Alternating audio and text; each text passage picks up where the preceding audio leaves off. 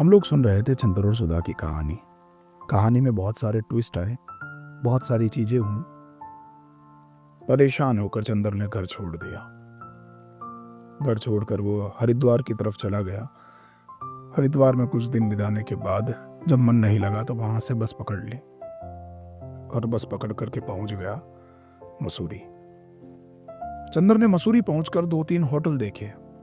जिस होटल के कमरे से बाहर पहाड़ सबसे अच्छा दिख रहा था, चंद्र ने वो होटल फाइनल कर दिया। होटल वाले के ये पूछने पर कि कितने दिन के लिए कमरा चाहिए, चंद्र कोई जवाब नहीं दे पाया। होटल वाले ने दोबारा पूछा कि कमरा कितने दिनों के लिए चाहिए। चंद्र ने थोड़ा सोचकर बोल दिया कि उसका मसूरी रुकना काम पर डिपेंड करता है, फिर भी 1 हफ्ता तो लग ही जाना चाहिए। होटल के रजिस्टर में एंट्री करते हुए, एड्रेस वाला कॉलम भरते हुए चंद्र का पेन बहुत थोड़ा सा कांपा। पिन कोड के हर एक जीरो में छुपी हजारों यादें थोड़ी लड़खड़ा गई। चंद्र के कमरे में पहुंचते ही बिस्तर ने उठ करके उसको गले लगा लिया। नींद उसका सिर सहलाने लगी। कंबल ने उसको ओढ़ लिया। कमरे के बाहर दिन शाम के साथ गुल कर रात को बुला रहा था। तारे टूट टूट कर रात का अधूरापन भरने लगे। आवाजें झिंगूर हो गई और सब कुछ ठहर रहा था। करीब 10 घंटे सोने के बाद चंद्र की नींद सुबह करीब 7 बजे खुली।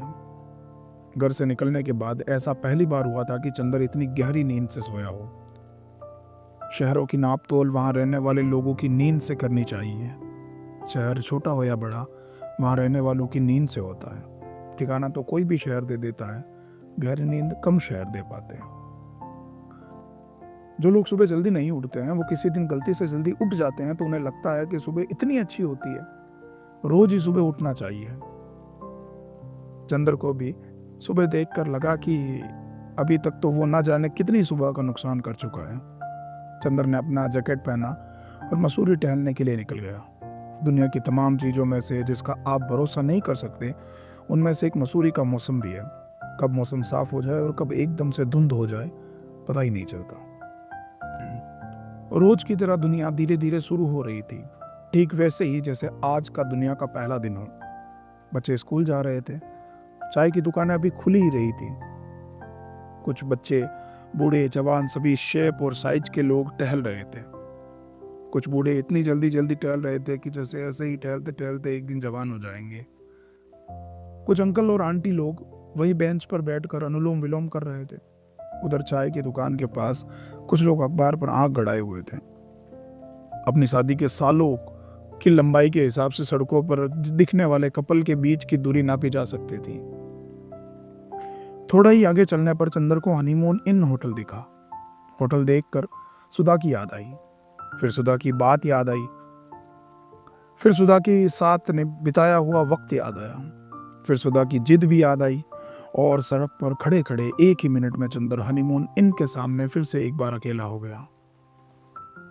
अगली चाय की टपरी पर जाकर चंद्र चाय लेकर चाय के ग्लास के गर्माहट को हल्के हल्के महसूस कर रहा था। चंद्र के साथ का जितना हिस्सा चाय के प्याले की गर्माहट को छू रहा था, उतने हिस्से को सुधा की याद आ रही थी।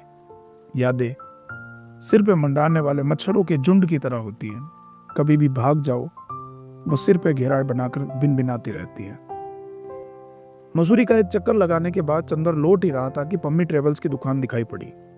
दुकान बाहर से कोई भी नॉर्मल टूर्स एंड ट्रेवल्स की दुकान लग रही थी। वो ये सोचकर दुकान को पीछे छोड़कर आगे बढ़ गया कि अगर पम्मी से मिलने गया तो वो सोचेगी कि बड़ा चेप टाइप है, एक ही दिन में दुकान ढूंढ कर मिलने भी आ गया है। चंद्र को मसूरी की ठंड और ठंड से मिले हुए कोहरे को महसूस करते हुए पता भी नहीं चला कि कब 2 घंटे बीत गए।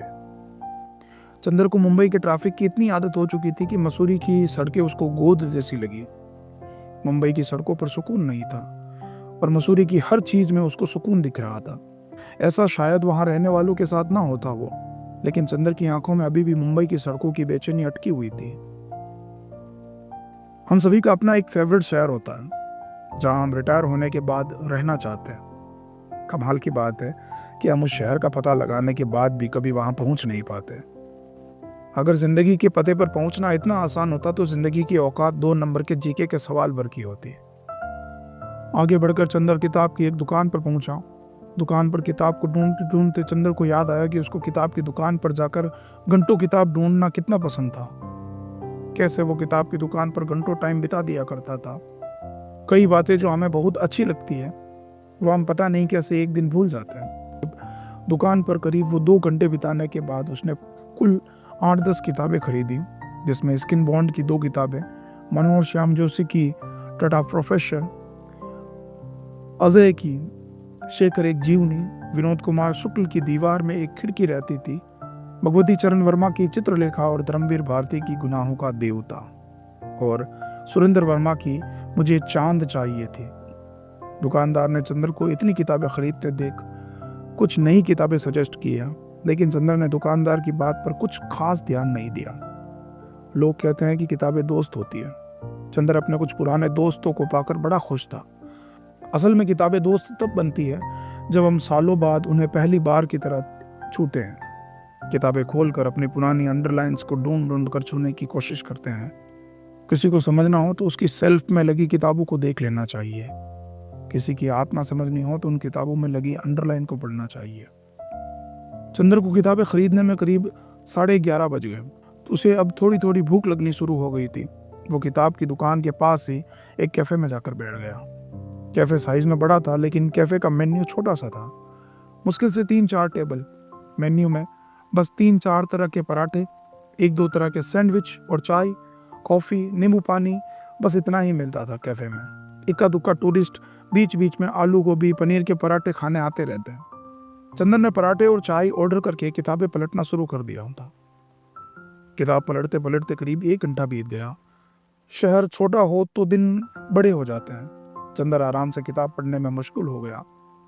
शेखर एक जीवनी को पलटते हुए उसको अपनी जान पहचान की एक पुरानी लाइन मिली, यदि प्रत्येक व्यक्ति अपनी जीवनी लिखने लगे तो संसार में सुंदर पुस्तकों की कमी ना रहे। इस लाइन को पढ़कर चंदर ने किताब के पन्ने को सहलाया और किताब के पन्ने के वापस चंदर को सहलाया।